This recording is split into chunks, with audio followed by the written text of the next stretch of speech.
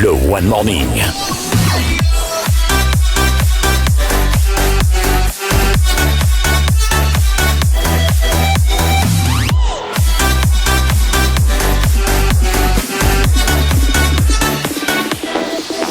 La matinale qui booste votre journée. Mesdames, Messieurs, octobre 2025, c'est encore loin, mais c'est comme si c'est déjà demain en Côte d'Ivoire. Les états-majors des partis politiques s'affairent pour cette présidentielle très attendue. C'est quoi les enjeux et c'est quoi également la marge de manœuvre des forces en présence? On fera le débat d'un instant à l'autre. Puis à l'ouverture de la deuxième session ordinaire de l'Assemblée nationale à Kara, certains présidents de parlement habillés sont invités. Le discours du président de l'Assemblée nationale du Bénin, Louis Vlavodou, vous sera donc diffusé d'un instant à l'autre. Vous êtes sur One TV, c'est One Money, c'est parti.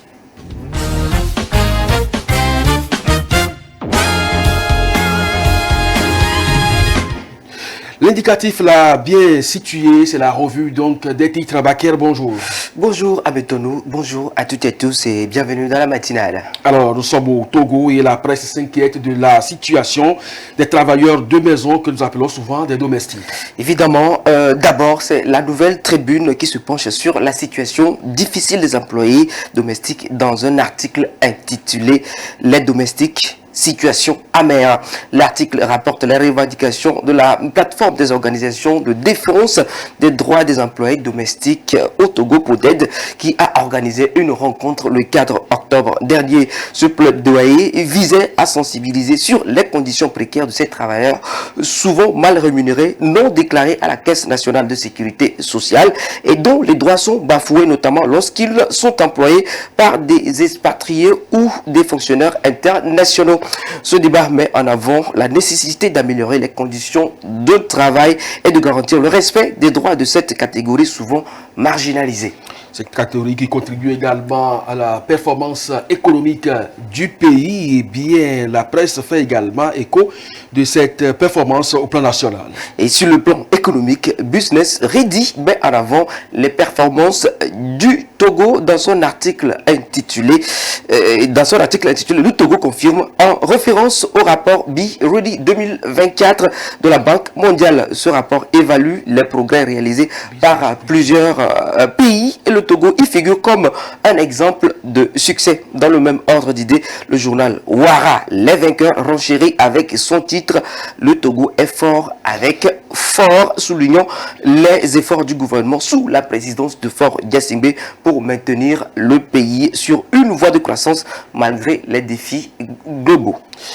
La performance, du moins pendant ce temps, l'Observatoire au Sénégal braque ses projecteurs sur la suspension de contrats avec certaines sociétés clés. Évidemment, quand les performances au niveau du Togo sont en bonne forme, certaines sociétés sénégalaises se voient donc suspendre leur contrat. Un marché de plus de 90 milliards de francs CFA est en péril suite à une décision de la banque espagnole de suspendre le financement et d'exiger des clarifications sur l'utilisation de 37 milliards de francs CFA déjà débloqués. Cette affaire pourrait avoir donc des répercussions majeures sur le secteur, dans le secteur donc énergétique au Sénégal. On reste justement au Sénégal pour parler législative anticipée du 17 novembre et beaucoup de canards sont revenus sur cette actualité. Et c'est le Sud Quotidien qui ouvre avec un titre évocateur « Jeu ouvert » illustrant ainsi la diversité des batailles électorales à venir. De Dakar à Ziguinchor en passant par Languer et Podor, les affrontements donc s'annoncent intenses et déterminants. Chaque région présente des duels politiques complexes. À Dakar, la compétition est qualifiée de mère des batailles, tandis qu'à Ziguinchor, le parti PASTEF se prépare à affronter une opposition divisée. À Linguer, El Malik Ndiaye affronte Samba Dibombeneka et à Podor, une rivalité fratricide entre Tchèque Omar Anne et ADD et Racine Saï se dessine avec Ibrahima Saï en embuscade. Cette législative pourrait bien remodeler la scène politique sénégalaise, donc à peine 6 mois après la présidentielle de mars 2024. Au Cameroun, cette fois, c'est aussi bien la santé du chef de l'État comme son retour au bercail qui préoccupe les uns et les autres.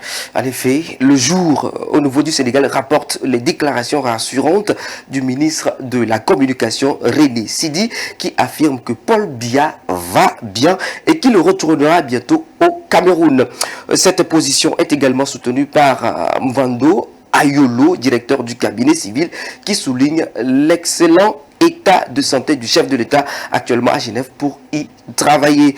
Toutefois, cette version est remise en question par le journal Le Messager qui s'interroge sur une éventuelle vacance à étudier. Le journal souligne l'absence prolongée de Paul Biya et relate les recherches infructueuses sur sa situation tout en citant le magistrat Michel Ange Anguing qui brise le silence en évoquant la nécessité de transparence.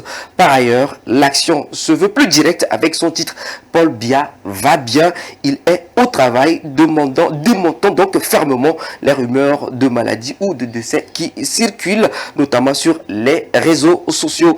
Les démentis officiels des autorités, à commencer par le DCC et le ministre de la Communication, sont mis en avant pour apaiser donc les inquiétudes. Ainsi, tandis que certains journaux tentent de dissiper des doutes, d'autres posent des questions sur la gestion de la communication autour de la santé du président, alimentant les débats sur la stabilité politique au Cameroun. De toutes les façons, c'est le jour où le président va faire son apparition que toutes ces rumeurs vont finir par se dégonfler une à une. Merci donc à vous, Baker, pour cette revue. On vous retrouve vendredi pour marquer donc la fin pour le compte de cette semaine. Place maintenant à l'instant du jour. Nous le vivons d'un instant à l'autre. L'ouverture donc de la deuxième session ordinaire de l'Assemblée nationale qui s'est déroulée à Kara. Certains présidents du Parlement habits étaient invités. Il y avait la Côte d'Ivoire également, le Bénin. Mais Louis Vlavonou, puisque c'est de lui qu'il s'agit, le président de l'Assemblée nationale du Bénin, a délivré un discours à l'occasion donc de cette session parlementaire à Kara. Nous vous proposons donc d'écouter une fois ce message.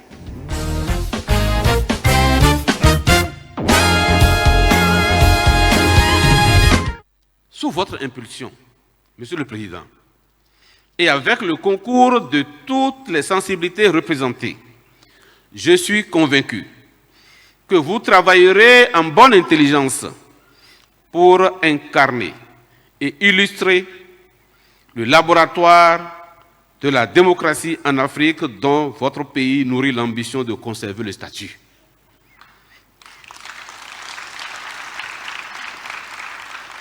Encore, plus que par le passé, vous devez vous engager à conduire cette première législature de la Ve République conformément aux normes républicaines et en bon père de famille. Vous vous tiendrez aux côtés de chacun de vos collègues, sans distinction entre majorité et minorité parlementaire, mais dans l'intérêt exclusif de votre peuple et de votre pays. Vous vous efforcerez, de jour comme de nuit, dans vos rapports avec chacun, de discerner entre les considérations politiques, administratives et personnelles. Vous ferez autant que possible appel aux vertus de la concertation et de la consultation. Vous tâcherez en permanence d'être équitable, de faire preuve de disponibilité, de prendre en compte les diverses contributions et de rester attentif aux préoccupations des uns et des autres.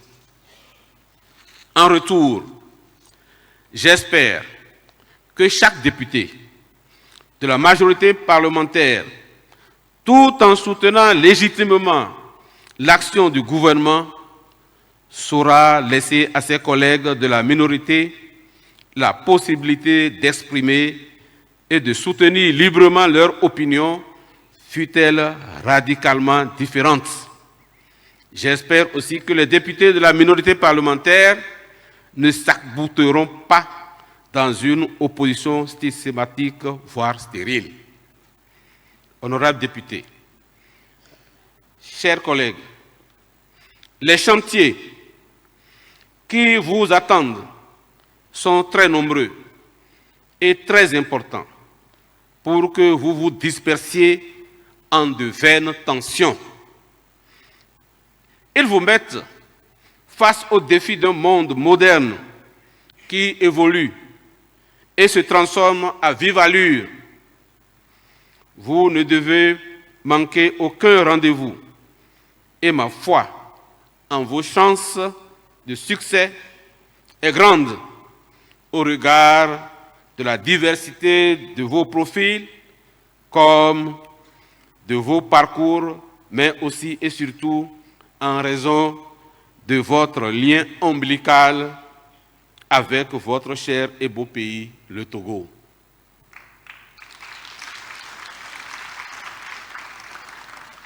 Au titre de ces chantiers, il me paraît capital que vous restiez concentrés sur les missions constitutionnellement dévolues à votre institution que sont le vote de la loi et le contrôle de l'action gouvernementale.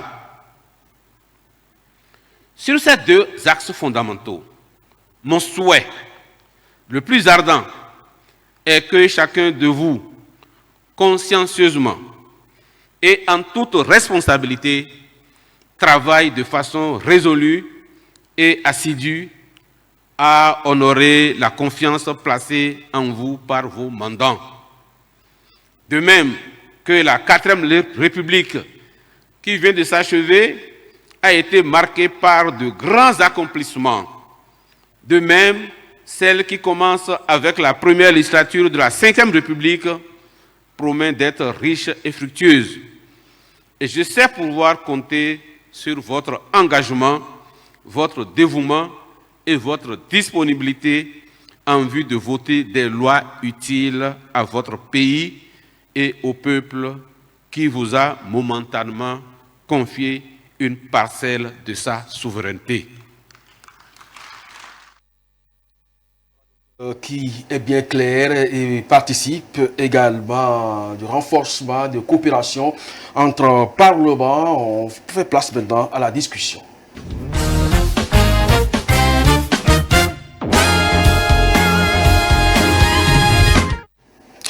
Mesdames, Messieurs, en Côte d'Ivoire, le 14 juillet dernier, lors d'un meeting tenu à Beaunois, l'ancien président Laurent Gbagbo appelait au rassemblement de l'opposition pour reprendre le pouvoir lors de l'élection présidentielle d'octobre 2025. Cet appel du leader du Parti des peuples africains PPACI sonne comme le coup d'envoi de ce scrutin au niveau de chaque état-major du parti, l'on s'affaire un peu plus. Alors, quelles sont les forces en présence? C'est quoi la capacité pour chacune de ces forces de gagner ce scrutin? Que représente cette élection pour l'avenir politique et social de la Côte d'Ivoire?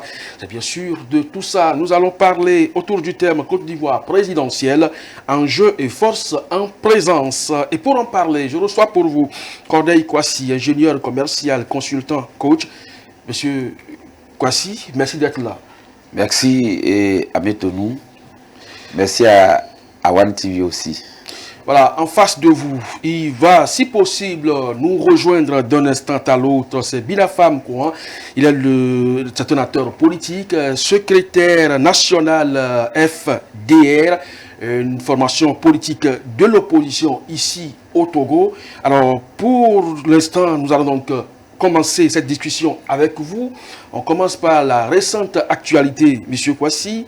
L'opposition, dans son ensemble, réclame des réformes profondes au niveau de l'organisation de ce scrutin, mais beaucoup plus l'actualisation de la liste électorale, notamment avec l'inscription de Laurent Gbagbo sur la liste de potentiels électeurs et donc éligibles. Est-ce que vous pensez que cette réclamation aujourd'hui, dans le délai, tient? Moi, je crois bien que la réclamation ne tient pas. Vous voyez que les politiciens africains, et particulièrement ceux de mon pays, ne cessent d'enfariner les électeurs. Vous voyez un peu la liste électorale, quand ça a commencé, tous les membres des partis politiques étaient présents. C'est au début qu'il faut se plaindre, ce n'est pas à 1 an des élections, à chaque moment qu'il faut se plaindre. Même au temps du président Gbagbo, il y a eu la même chose. C'est au dernier moment les gens ont commencé à se plaindre. Mais apparemment, c'est comme si les politiciens taillaient les lois à leur mesure. Et c'est ce qui n'est pas bon. On a vu le président Beugre Mambé, qui est aujourd'hui le Premier ministre, en son temps, quand le président Gbagbo l'avait placé là, les membres du RDS se sont plaints et il est parti. Et les membres du FPI, en son temps, n'ont pas voulu que le président Beugre Mambé soit là. Et on l'a fait partir, on a fait venir un autre qui, au finish, on a compris un peu ce qui devrait s'est passé et dans le sang. Il y a eu beaucoup de morts. Mais je crois bien que les politiciens doivent faire attention. Ils doivent respecter leur peuple. Ils doivent respecter aussi ceux qui dirigent les pouvoirs. C'est au début, quand on commence une chose, si tu faut te plaindre, tu dois te plaindre. Mais aujourd'hui, lorsque on pense par exemple qu'il faut réactualiser cette liste électorale, réinscrire Laurent Gbagbo, faire en sorte qu'il y ait un équilibre politique en termes de représentativité au niveau de la CEI, vous pensez que c'est anormal? Non. Le cas du président Laurent Gbagbo est un cas particulier. Il y a un point de justice qui doit régler d'abord avant de faire quoi que ce soit. Cela n'a pas été encore fait. Donc moi je crois que il faut aller avec la diplomatie, il faut aller avec la paix pour qu'on puisse le remettre sur la liste. Sur la liste. Vous pensez qu'ils le font avec violence? Bon, ça dépend de quel camp on se trouve.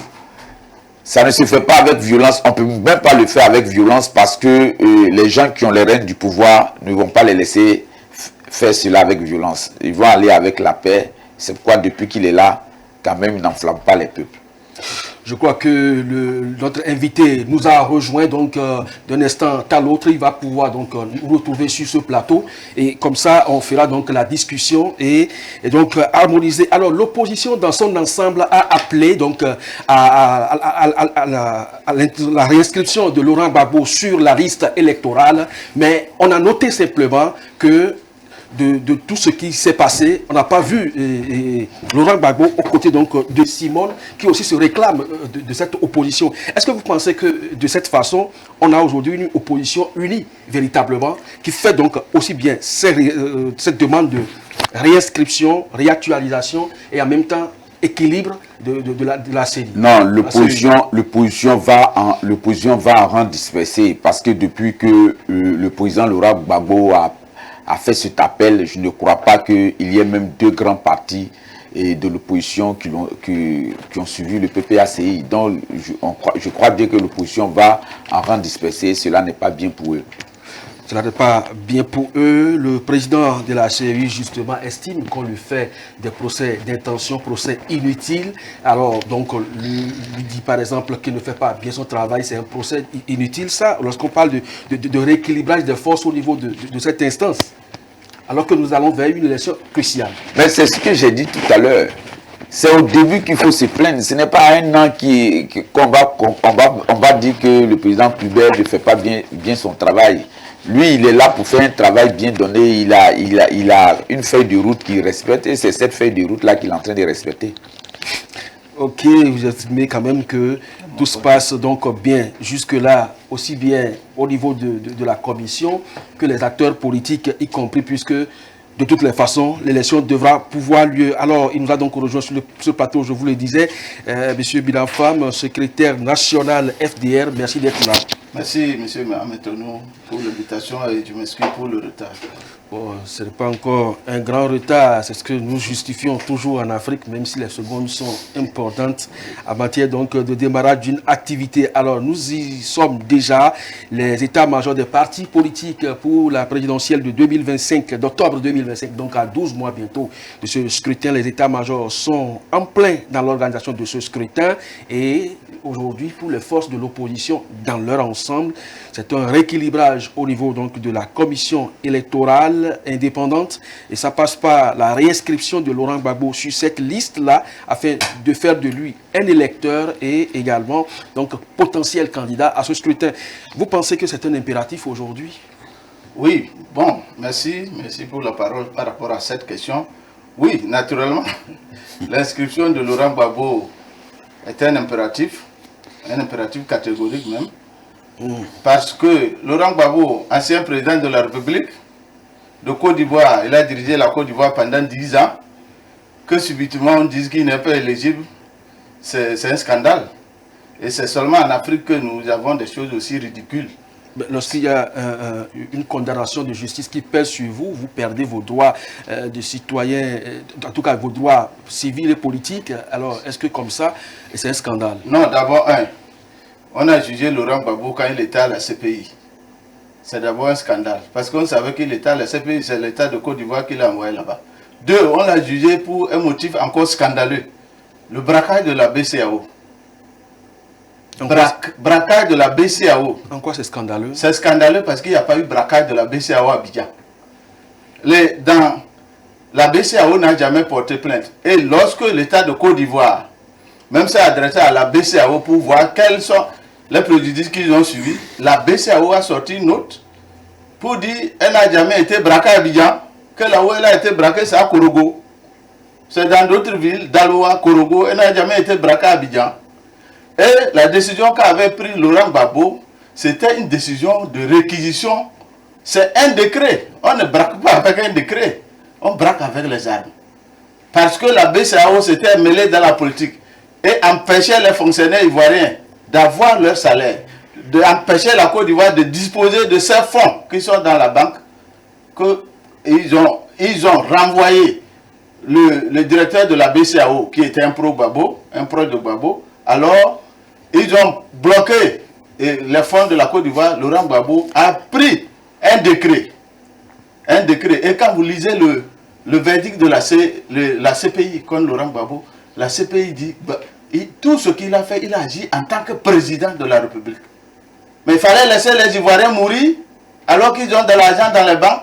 Il n'y a pas eu de braquage à la BCAO. Je sais que vous êtes un grand journaliste et que vous savez qu'il n'y a pas eu de braquage à la BCAO. Alors, sur cette base, par exemple, est-ce que la condamnation peut toujours continuer par avoir valeur de fait jugé et par conséquent peser donc sur la jouissance du droit politique de Laurent Gbagbo? Je crois que M. Birafa ne va pas tomber dans le déni.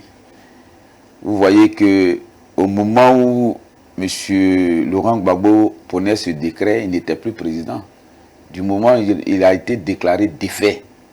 Donc si vous êtes déclaré défait, il y a des choses que vous ne pouvez plus faire.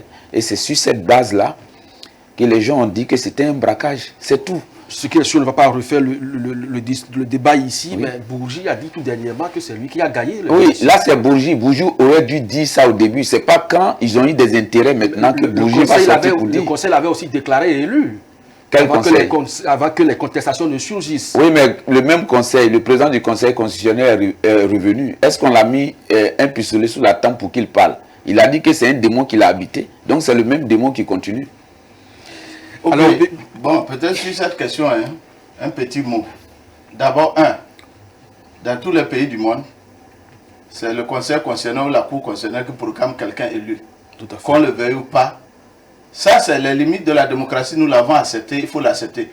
En Côte d'Ivoire, le premier tour, naturellement, on ne va pas refaire les débats. Qui avait proclamé le premier tour, c'est le Conseil constitutionnel. Donc, quand le président du Conseil constitutionnel est venu, il a lu son verdict, nous l'avons suivi, parce qu'on s'intéresse dans la situation, et dit prenant en compte les recommandations de l'Union africaine. Mais en quoi un responsable, qui est le président du Conseil constitutionnel, moi je crois bien que quand on dit qu'on est président du Conseil constitutionnel, ce n'est pas n'importe qui. C'est quelqu'un quand même qui est à la tête de l'État. Tu ne peux pas dire et te dédier en même temps. Okay, c'est pas possible. D'accord. Je dis, d'abord, je rappelle que le président du Conseil constitutionnel avait proclamé Laurent Gbagbo gagnant. Et dans tous les pays du monde, c'est comme ça. Mais nous savons dans quelles circonstances on est allé l'amener pour venir proclamer autre chose. Et quand il voulait proclamer, il a dit, faisant sienne les recommandations de l'Union africaine. Ce n'est pas l'Union africaine qui proclame les élections vainqueurs. Donc, ceci étant, Gbagbo a agi en tant que président de la République. C'est pourquoi je vous dis de lire le verdict de la CPI. La CPI dit les décisions qu'il prenait, il les prenait en tant que... La CPI, ce n'est pas une cour de mon père et de ma mère.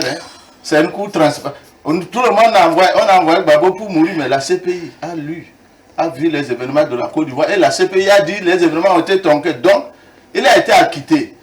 braquage aurait dit, en supposant même qu'on dit qu'il est braquage, ça veut dire que l'argent aurait été soutiré de la banque, non? Mais on constate que l'argent dont on dit qu'il a fait braquage a été utilisé pour payer les fonctionnaires et payer même le président Ouattara quand il était au Golf Hotel. Et payer le président Bédié quand il était au Golf Hotel. Ils ont retourné les sous. Bon, on va évoluer donc dans la discussion présidentielle à venir. Donc, plusieurs partis de l'opposition, dont le PDCI, le MGC et même le COGEP réclament une profonde réforme du processus électoral en vigueur qu'ils estiment être une source majeure de conflit. Vous croyez? Oui, en réalité, moi je crois qu'en Côte d'Ivoire, si les humains que nous sommes, on tirait les leçons du passé, on n'avait même pas besoin qu'on nous supplie pour reformer la CI pour qu'elle ne soit pas conflictogène. En réalité, c'est Ouattara qui a tout intérêt à ce que la CI soit rééquilibrée afin que, puisqu'il sera candidat, afin que s'il gagne, que sa victoire ne soit pas contestée. Tout le monde sait que la CI est dominée par le camp au pouvoir. C'est un secret de polichinelle. Est-ce que, pour un bon match de football, est-ce qu'il faut d'abord chercher à voir les arbitres à ton côté, les arbitres de la VAR et le commissaire au match? C'est ça qui se passe en Côte d'Ivoire. Si tout le monde exige qu'on recompose, si c'était un seul parti, on allait dire que oh, c'est un mauvais joueur. Mais c'est toute l'opposition. Je ne crois pas que toute l'opposition, quand même, fait semblant. Voilà. Monsieur Kwasi, l'opposition juste dans un rôle de diversion pour vous? Mais l'opposition ne joue pas son rôle. C'est ce que je disais à l'entame. On ne peut pas donner des règles au début des matchs et arriver au milieu du match, on veut changer les règles. C'est pas possible. L'opposition était là, le PDCI, je dis c'est le PDCI, un parti centenaire. Mais ça ne se résume pas seulement au PDCI. Le PPACI était là. Peut-être que Gbagbo n'était pas présent là. Mais est-ce que le PPACI se résume, la vie du PPACI se résume à Gbagbo? Je dis non. Il y avait des cadres qui étaient là. Mais ils auraient dû dire au début que nous ne voulons pas. Parce que c'est confligène. On ne peut pas rester dedans avec ça. Mais ils ne l'ont pas fait. Et c'est au dernier moment quand le président Gbagbo vient, parce qu'ils n'étaient pas sûrs que le président Gbagbo devrait venir en Côte d'Ivoire. C'est maintenant qu'il est là et vous dites non, que c'est ce qu'on veut. On ne peut pas changer. Il faudrait que les gens comprennent. Et puis il y a la loi qui est là. Il y a 20 ans sur sa tête. Vous voulez que le président Ouattara fasse quoi? Qu'il dise à la justice de laisser tomber cette histoire. Est-ce qu'on ne peut pas aller aux élections sans Laurent Gbagbo? Est-ce qu'on ne peut pas aller aux élections sans Bédié? D'ailleurs, les hommes ont dit que ce n'était pas possible qu'on aille aux élections sans les trois. Mais Dieu faisant, le président Bédié ne vit plus. Mais il y a quand même son représentant. Il y a quand même son représentant. Est-ce que Thiam a un problème avec la loi?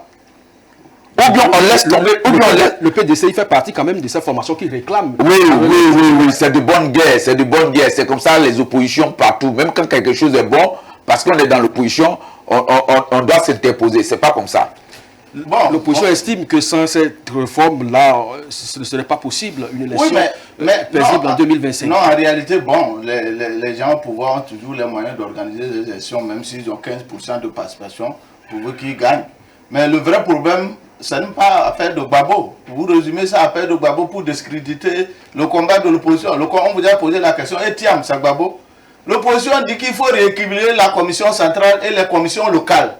Ça n'a rien à voir avec Gbagbo. Oui, mais le problème, c'est que quand c'était fait, je ne vais pas vous laisser parler. Quand c'était fait, les membres du bureau politique du PDCI étaient présents, du PPACI étaient présents, du FPI était présent, de l'UTPCI était présent. Bon. Mais c'est au début qu'il faut se plaindre pour dire que ce n'est pas bon. Afin Guessan, dont vous parlez, a dit qu'ils sont sortis affaiblis de ce rapprochement avec le RHDP. Afin ne peut pas dire qu'il est sorti affaibli, surtout qu'il est rentré dans une relation incestueuse avec le RHDP. Donc, le comportement de mon co-débatteur, mon contradicteur montre que bon, il veut faire du forcing parce que la vérité n'est pas de son côté. Ah bon? En réalité, le débat, c'est rééquilibrer la CENI. Et tout le monde sait qu'elle n'est pas rééquilibrée. Le problème n'est pas au niveau de Gbagbo, c'est un élément du débat. Il faut rééquilibrer la CENI pour que... Parce que au local et au régional passé, Mais on a vu des gens qui sont âgés de plus de 180 ans, qui sont sur la liste électorale, c'est connu de tous. Il y a des gens âgés de plus de 100 ans, c'est des tortues. Mais c'est des erreurs qui peuvent arriver. Non, allez-y. Non, c'est des erreurs qui peuvent arriver. Ayez la patience de me laisser parler. Donc, il y a un problème réel avec la CEI.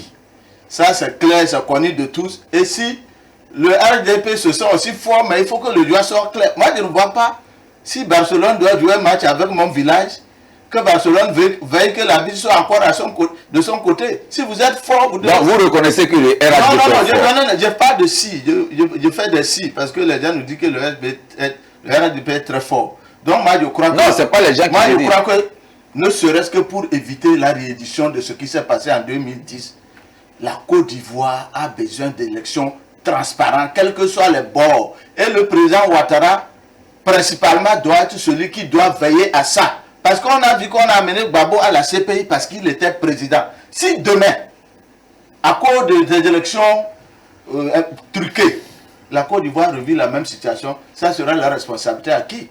Et puis de deux, j'ai vu que vous avez tenté de falsifier un peu l'histoire de la Côte d'Ivoire. La commission électorale a été composée quand le PPACI n'était pas né. Voilà. Ça aussi, il faut rappeler ça. Il faut rappeler ça pour l'histoire. Parce que vous pouvez défendre votre cas, mais éviter de falsifier l'histoire de votre pays. Je n'ai pas falsifié. Voilà, je n'ai pas falsifié. Aujourd'hui, Pascal Afing Guessan, oui. Mais on sait que déjà en mai 2023, il a signé un accord de collaboration avec le RHDP. Oui. Aujourd'hui, à quelques mois des élections présidentielles à venir, c'est comme s'il est devenu, il a enfilé encore une fois son manteau d'opposant. Il fait des sorties critiques à l'égard du pouvoir au point d'estimer que son parti s'en sort vraiment affaibli avec cette collaboration. Et vous estimez que ce n'est pas possible? Non, vous voyez qu'en Afrique, quand des personnalités comme le président Afi, qui a été premier ministre du président Laurent Gbagbo, à un moment donné, a pu lâcher le président Laurent Gbagbo, quels que soient les conflits qu'il devait avoir, il devait quand même avoir l'aimabilité de rester silencieux. Ah bon? Il ne l'a pas fait et il est parti au RHDP pensant qu'il allait avoir un poste, ou bien que tous ceux qui le suivaient pouvaient avoir des postes. Mais ça n'a pas été le cas. Le président Ouattara, c'est quelqu'un qui est bien averti. Tu ne peux pas tromper quelqu'un comme Laurent Gbagbo et venir chez lui pensant qu'il va t'accueillir à bras ouverts. Ce n'est pas possible. Donc pourquoi il a accepté alors? Non, il a accepté parce que c'est un Ivoirien comme tout autre. Mais peut-être que dans le fond, Afi ne pouvait pas faire le travail qu'on devait lui donner, qu'on lui a confié. Donc, ce n'est pas le président Ouattara qui dit à M. Afi de partir, c'est M. Afi qui décide de partir parce qu'il n'a pas eu de poste ou bien qu'il n'a pas eu ce qu'il voulait. Donc, il est parti. Vous allez voir que les autres aussi ne vont pas l'accueillir. Donc, il sera un électron libre dans la vie politique ivoirienne. Mais il a quand même son parti. Depuis que le FPI est resté dans la main du président Afi, le FPI n'a pas bougé d'un iota. Le FPI est resté tel que Gbagbo l'a dit, je te donne une enveloppe vide.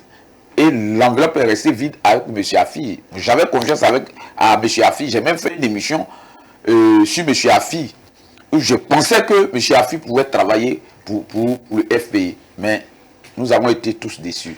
Est-ce qu'on peut compter avec le FPI pour les présidentielles à venir? Bon, vous savez, pour le FPI, ça dépend. La politique, c'est toute une question de repositionnement.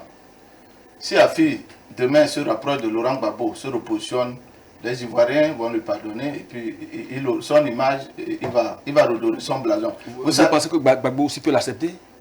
Oui, s'il fait la vraie démarche. Parce qu'en réalité, tu sais, pour Afi, je n'ai pas envie de parler beaucoup.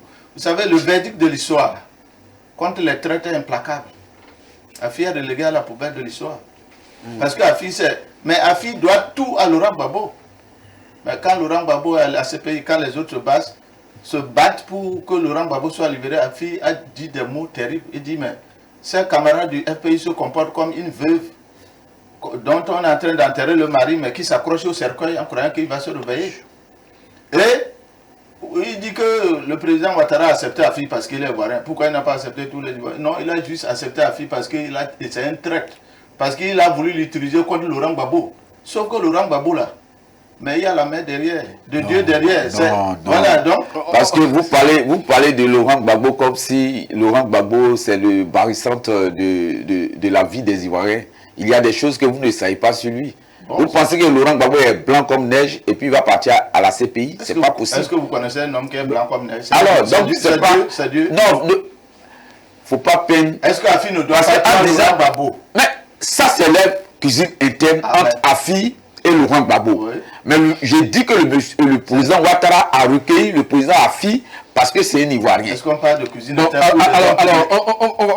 on va évoluer sur les autres forces en présence. Le PDCI, par exemple, avec Tidiane Tcham, lui, il estime que oui, il peut y avoir des rapprochements. On peut faire donc des coalitions pour aller à ces élections, mais pas avec n'importe qui. Vous le voyez avec qui? RHDP ou PPACI? Éventuellement, si le PDCI ne va pas voler ses propres ailes. Le président Gbagbo disait un jour que la politique, c'est la saine appréciation des situations du moment. On peut faire ces rapprochements selon ce qui va se passer sur le terrain. On a tendance à se coaliser pour aller contre le parti au pouvoir. Parce qu'on pense qu'on peut avoir quelque chose à la fin. Le PDCI était en coalition avec le RHDP. Il y a eu d'abord le FPI de Laurent Gbagbo qui était en coalition avec le RDR du président Ouattara, au temps du président Bédié. Après, il y a eu une coalition du PDCI et du RHDP quand le président Gbagbo était au pouvoir. Mais je ne crois pas qu'il puisse avoir une coalition PPACI, PDCI. C'est pas possible. Pourquoi? Parce que les gens du PDCI sont les hommes de droite. Les gens du PPACI, ils sont les hommes de la gauche. Je dis tous les jours, quand nous faisons la politique... On a vu des triangulations en France. Mais je ne crois pas que ça soit en Côte d'Ivoire, parce que c'est plus possible pour le PDCI d'être avec le RHDP, parce que c'est les deux enfants d'une même famille. Peut-être qu'ils ne se sont pas entendus. Le président Gbagbo a dit ça plusieurs fois dans ses discours. Ils sont de la même famille. Le plat est déposé. Au lieu de manger, ils sont en train de se battre. Je suis un orphelin, je suis venu prendre le plat. Alors, vous avez dit tout à l'heure, M. Bidafam, que... vous l'avez affirmé, vous, que Ouattara sera encore candidat. Au cas où il adviendrait que Ouattara soit candidat, est-ce que vous voyez Tidiane Tcham taire ses égos et le soutenir en tant que PDCI? Non, bon, bon, tout est permis, c'est des hypothèses de colle. Heureusement que les hypothèses de colle ne se réalisent pas. Une alliance PDCI RHDP serait une profanation de la mémoire de Bédié, qui a soutenu Ouattara à 2 reprises, qui après l'a regretté. Il l'a dit publiquement. Donc, moi, je ne vois pas le PDCI. Mais une alliance aussi, PPACI de Gbagbo et Tiam sera une profanation de Houphouët-Boigny. Moi, je ne vois pas le PDCI. Ça, c'est où les événements nous donneraient raison. Aller faire coalition avec le RHDP au profit du RHDP. Si, naturellement, le RHDP veut soutenir le candidat du PDCI, naturellement, ils vont accepter. Ça, c'est clair. Ils ont soutenu Ouattara à 2 reprises, à 2 présidentielles reprises. Je ne les vois pas en train de se rapprocher encore de Ouattara pour le soutenir, lui. Peut-être que s'ils veulent le soutenir, donc je vous dis que c'est une hypothèse. Mais il faudrait que le président Tiam fasse très attention, parce que le président Laurent Gbagbo a toujours utilisé certaines personnes pour être là où il se trouve. C'est pourquoi le président Gueye pouvait dire que Gbagbo c'est un boulanger. Gbagbo a mélangé M. Ouattara avec M. Gueye Robert. Gbagbo a mélangé M. Gueye Robert avec le président Bédié. Je dis, le PDCI et le RHDP, c'est les enfants d'une même mère et du même père. Il peut y avoir des palabres autour de l'idéal, mais après ils peuvent s'asseoir et discuter. Ce ne serait pas possible que le PDCI fasse une alliance avec le PPACI. Alors, si nous quittons le terrain des alliances, est-ce que vous pensez que le PDCI a des chances de remporter cette élection, par exemple, toute seule? Personne ne peut gagner une élection. Aucun parti en Côte d'Ivoire ne peut gagner une élection toute seule. C'est pas possible. Tout seul, c'est pas possible. Parce que la configuration politique en Côte d'Ivoire est basée sur l'ethnie. Quand vous prenez le Nord, c'est pratiquement les adeptes du président Ouattara. Quand vous prenez par exemple le centre, c'est les adeptes du président du PDCI. Quand vous prenez l'ouest, c'est les adeptes du président Gbagbo. Mais aujourd'hui, cette configuration n'est pas la même. Quand je prends par exemple, au passage, je remercie le président et les membres du conseil général de Bouaké avec le ministre Assavré Jacques et le jeune ministre Sidi Touré qui ont fait un travail formidable qui a fait qu'aujourd'hui le RHDP quand même est implanté au centre, même à l'ouest.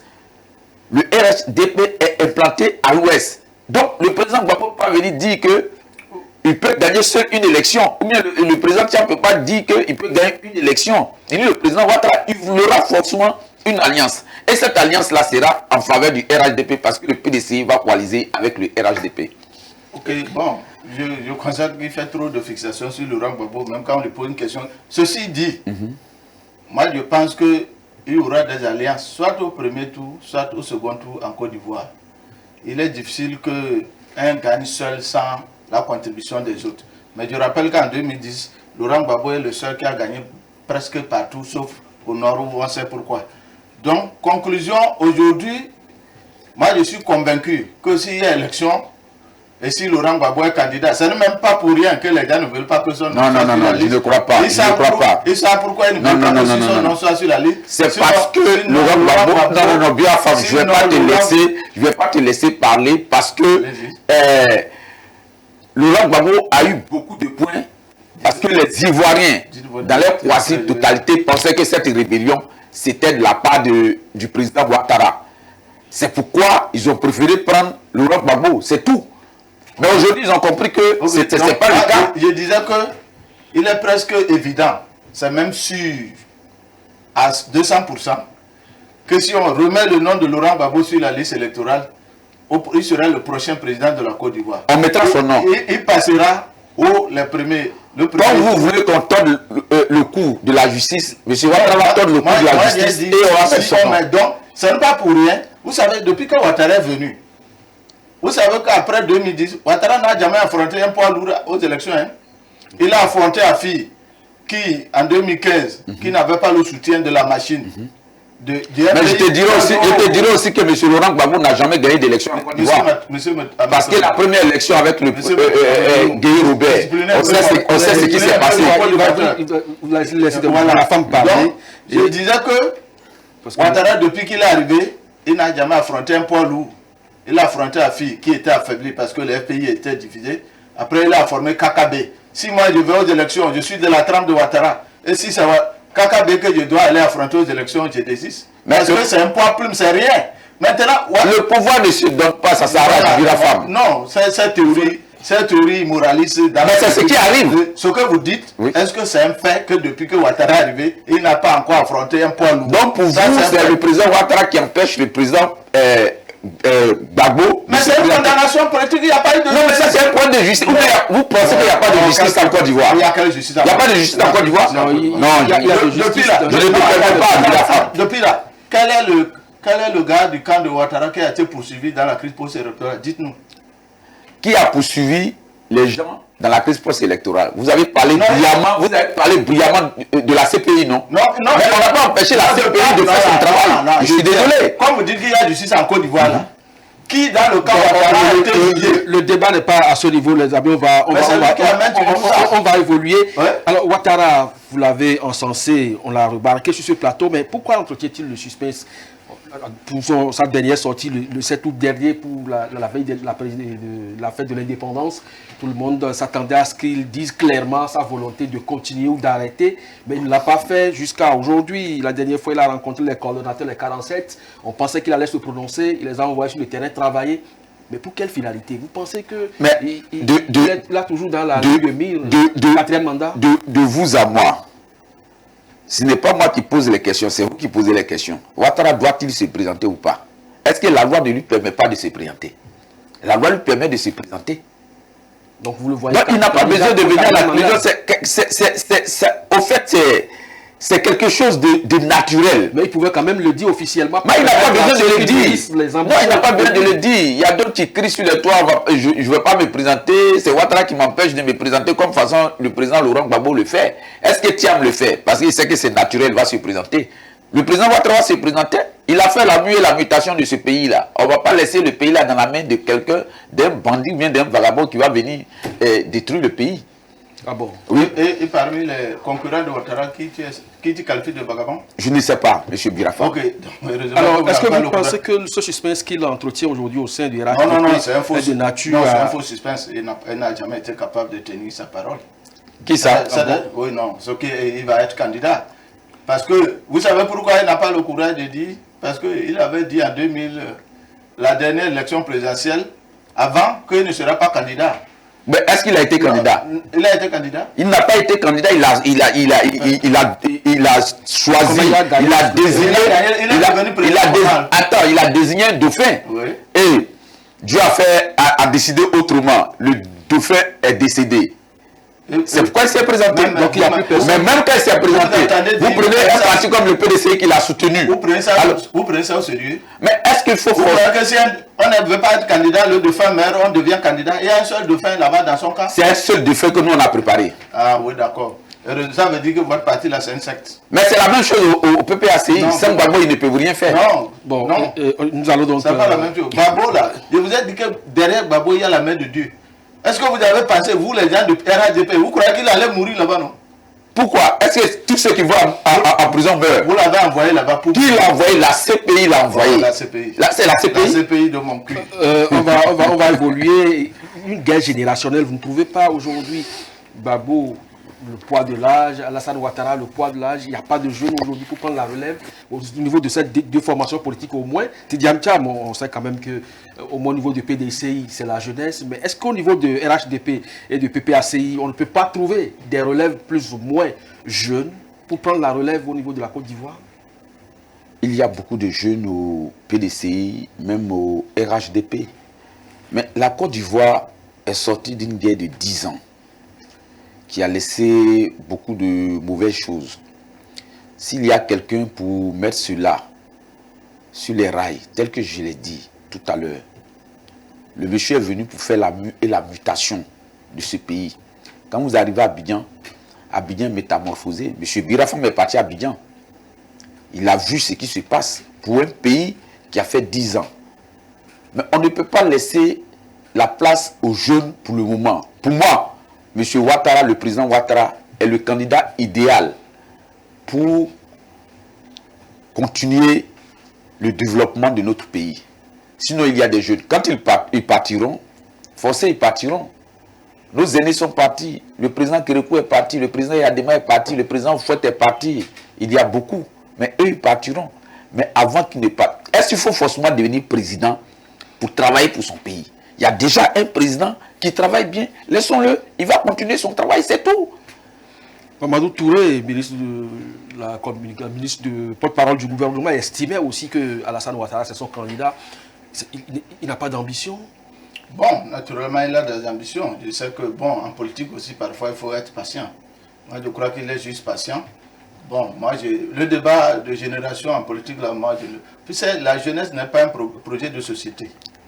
La jeunesse est dans l'esprit. Pourvu que, quand vous êtes élu, vous faites le bien de vos populations. Mais il a, de façon sibylline, essayé de mettre le bilan de Ouattara ici en disant que je suis allé en Côte d'Ivoire. Oui, je suis allé en Côte d'Ivoire. C'est en Côte d'Ivoire aussi que des Ivoiriens ont été obligés d'aller dormir au cimetière parce que leur maison a été cassée. Les maisons... Non, quand vous parlez, je vous écoute. Maintenant, ayez la patience d'écouter.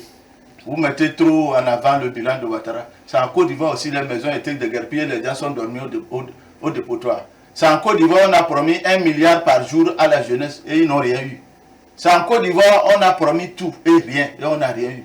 Donc, quand vous parlez de bilan de Ouattara, là, parlez aussi de la guerre de 10 ans qu'il a imposée à la Côte d'Ivoire. C'est ça aussi le bilan de Ouattara. Les Ivoiriens le savent. Ne falsifiez pas l'histoire. Non, Birafam, ne tombe pas dans le déni. Je ne crois pas, quand vous parlez des gens qui ont dormi à la Belle Étoile, le président Ouattara est venu, le président Ouattara... Non, je ne dis pas non. Je ne dis pas que les gens n'ont pas dormi à la Belle Étoile.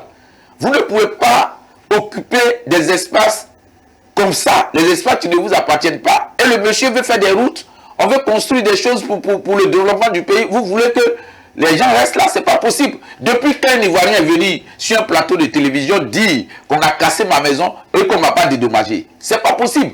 Je vous explique quelque chose. Il y a eu des terrains en Côte d'Ivoire que le président Houphouët-Boigny avait prévu pour des infrastructures. Parce que c'était un monsieur qui avait quand même une grande vision. Et quand le président Gbagbo est venu, il a mis tout sur la guerre. Il n'a pas travaillé. Même une seule route, il n'a pas pu faire. Mais le monsieur vient. Il veut faire le développement de la Côte d'Ivoire. Mais ces terrains qui sont occupés de manière illégale, parce que c'est des terrains qui appartiennent à l'État, mais il faut les dégager pour qu'on fasse des routes, pour qu'on construise des marchés ou bien des écoles. C'est ce que le président Ouattara a fait. Il n'a rien fait de mal. Merci de reconnaître que les gens ont dormi dans les cimetières. Oui, ils ont dormi parce que...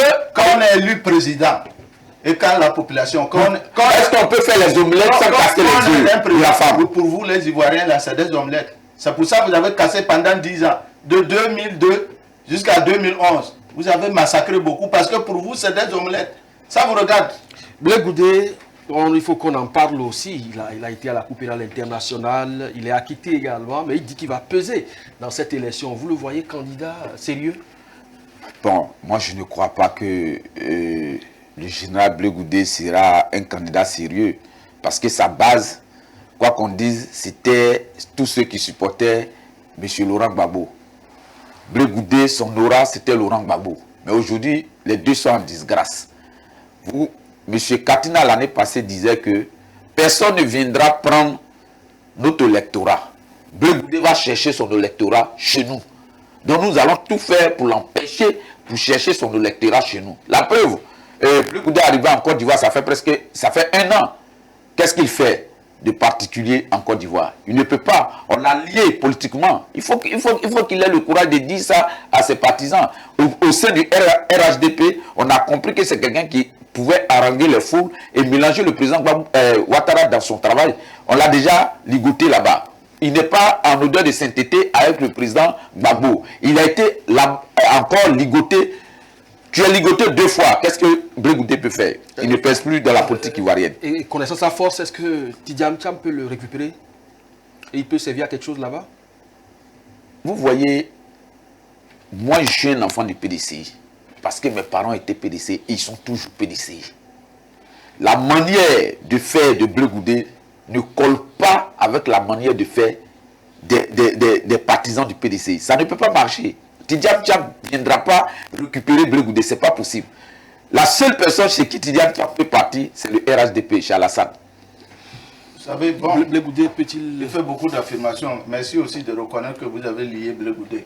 C'est pour ça, Babo... C'est parce que nous sommes forts en politique. Les Ivoiriens comprennent pourquoi Babo ne veut pas recevoir Blé Goudé. Ceci dit, en politique, c'est comme à la guerre. C'est le terrain qui commande l'action.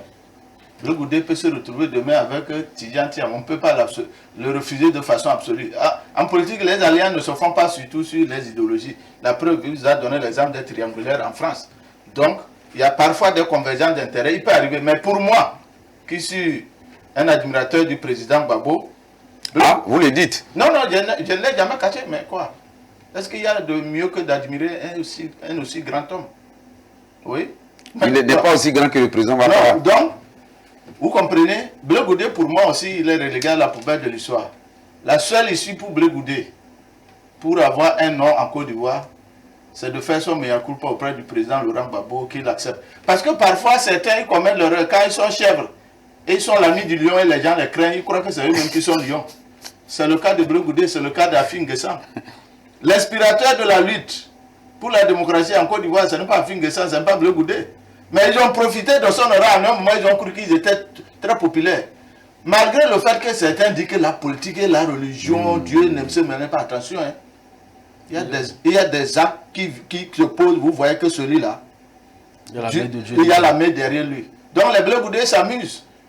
Nous avons appris qu'il était à la CPI jouer la taupe pour le régime. Mais Gbagbo sait. Les gens, Gbagbo, vous voyez Gbagbo laisser Blé Goudé comme ça s'il n'y a pas quelque chose de sérieux. Et c'est un vieux sage. Voilà, donc moi ce que je sais que Blé Goudé n'a pas de salut s'il ne trouve pas l'occasion de se réconcilier avec le président Gbagbo. Sinon, c'est fini, c'est pour la poubelle de l'histoire. Alors, on sait qu'il y a un vent quand même de révolution mentale qui souffle dans l'espace ouest-africain aujourd'hui, où on veut plus véritablement sentir la mainmise de la France dans les politiques africaines. Aujourd'hui, les pays limitrophes de la Côte d'Ivoire, vous savez quand même ce qui se passe à ce niveau. Est-ce qu'un président réformateur, en tout cas, ou qui donne l'impression de pouvoir partager cette dynamique de la jeunesse africaine aujourd'hui qui veut changer les donnes, n'a pas beaucoup plus le vent en poupe en Côte d'Ivoire? Et si c'est le cas, qui représente cette dynamique révolutionnaire dans le pays, selon vous? Bon, je crois bien que ce vent a touché tous les pays de l'Afrique de l'Ouest. Parce que nous ne sommes pas hors du monde. Nous ne sommes pas hors du champ géographique de l'Afrique de l'Ouest. Je vais parler de la Côte d'Ivoire. Oui. Monsieur Thiam, il est francophile. Le président Ouattara est francophile. C'est sûr de partout. Lui ne cache pas pour lui. C'est d'autres personnes qui se cachent derrière les miroirs. Lui ne se cache pas pour lui, il est carrément francophile. Le président Thiam est francophile. Le président Gbagbo n'est pas francophile. Mais ce que je sais, avec la sortie de Bourgi, on va parler de Bourgi maintenant, je ne peux pas comprendre qu'on soit panafricain et que tu dises de lutter contre les Blancs parce que c'est les Blancs qui font que nous ne nous développons pas dans cette Afrique-là. Mais comment le président Gbagbo peut sortir 3 000 $ pour donner au président français qui déjà nous prennent assez d'argent ici. Et le peu qui reste dans la caisse de l'État, le président Gbagbo ne me dira pas que c'est son argent qu'il a pris pour donner, comme on appelle, au président français. C'est l'argent de la caisse de l'État qu'il a pris et qu'il a donné au président français. Donc, en quoi Gbagbo peut devenir un panafricain? Pour moi, son panafricanisme là est mort, c'est fini. On ne parle plus de ça. C'est pourquoi je dis ici que le meilleur profil là, pour aller aux élections 2025, c'est le président Ouattara. Bon, sur cette question du vent qui souffle, du sentiment anti-français, bon, moi, je trouve que parfois, il y a une hérésie. Hein. Parce que si... je vois la plupart qui agitent le drapeau rouge contre la France, qui dit, bon, il faut chasser la France d'Afrique d'abord, c'est de l'inculture politique et historique. Parce que dans un monde mondialisé, on ne chasse personne. On revoit les relations pour que chacun trouve sa part. C'est ça qui est logique. Et moi, les panafricanistes qui sont dans la logique de faire en sorte qu'il faut rééquilibrer un peu les relations avec tous les partenaires, je suis partisan de. Mais ceux qui disent qu'il faut chasser la France, une nation des droits de l'homme, de liberté, de démocratie, le pays qui accueille plus l'aide africaine en Occident, pour la remplacer par la Russie, une dictature, un régime despotique, puis je ne suis pas d'accord avec eux. Parce que le souverainisme, d'abord, commence par la souveraineté des populations. Tous ceux qui se proclament souverainistes, qui disent qu'il faut chasser la France, mais ils ne veulent pas que le peuple parle. Ils ont des Gestapo, ils enlèvent les gens.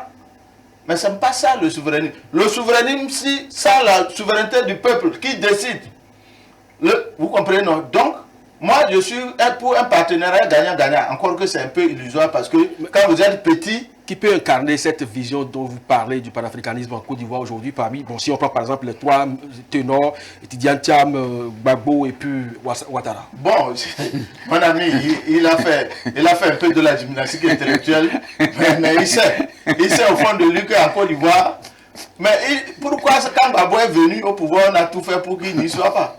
Parce qu'il est un président différent des autres, il ne reçoit pas les autres d'ailleurs. Donc, c'est tout ce que les gens disent aujourd'hui. Non, comment on ne reçoit pas les ordres et tu peux donner de l'argent? Sauf que vous n'avez pas la patience d'écouter les gens. Je ne peux pas te laisser parler. Donc, sauf que Gbagbo, tout le monde, mais ce que les gens viennent dire aujourd'hui là, Gbagbo le disait depuis, non, est-ce que c'est nouveau? Gbagbo est l'un des premiers dans la logique qui travaillait pour que la Côte d'Ivoire sorte du franc CFA. Encore que le problème n'est pas forcément dans ça. Hein. Il faut la bonne gestion. Parce que nous connaissons des pays africains qui ont leur propre manière qui, pour autant, ne sont pas heureux. Donc, voilà. C'est une question de bonne gestion, de bonne gouvernance. Maintenant, par rapport aux 3 millions de dollars ou bien 30 000 $, mais en réalité, c'est comme il ne connaît pas l'histoire des prises d'otages. Des fois, quand on prend quelqu'un de votre famille en otage, vous payez pour lui récupérer, pour lui trouver la liberté. Gbagbo était élu pour faire le bonheur des Ivoiriens. Et quand on l'empêchait de gagner, il a cru à un moment qu'il pouvait payer le prix. Il pouvait payer la tranquillité pour faire le bonheur des Ivoiriens. Et Babo l'a reconnu avant que Bourgi ne le dise. C'est ça la différence. Mais chez vous là, on détourne sur Ouattara. Vous le connaissez ça? Vous pouvez me dire le nom de toute façon, c'est terminé malheureusement. Le gouvernement du président Ouattara qui a une fois détourné de l'argent. Est-ce que vous pouvez me dire? Ils sont pleins. N'affirmez pas les choses que vous ne savez pas. Malheureusement, on a fait donc cette émission. Les enjeux donc pour cette élection pour la Côte d'Ivoire, c'est beaucoup plus la paix. Vous l'avez reconnu. Maintenant, qui va incarner cette paix? Ils sont nombreux. Et pour vous, M. Kwasi Corneille, vous estimez que le président Ouattara peut poursuivre la mutation qu'il a commencé à opérer donc dans ce pays. Et Birafam pense qu'aujourd'hui, pour redorer donc le blason de la Côte d'Ivoire, il vaut mieux donner le pouvoir à celui qui le mérite le plus, donc Laurent Gbagbo. De toutes les façons, la jeunesse est là aussi pour prendre la relève. Ce n'est qu'un débat. Vos opinions sont également les bienvenues. Vos commentaires également sur nos différentes pages et plateformes pour pouvoir donc davantage participer à la construction de l'Afrique de demain. À chacun et à tous, merci de nous avoir suivis. C'était One Money sur One TV. À très bientôt. Le One Morning.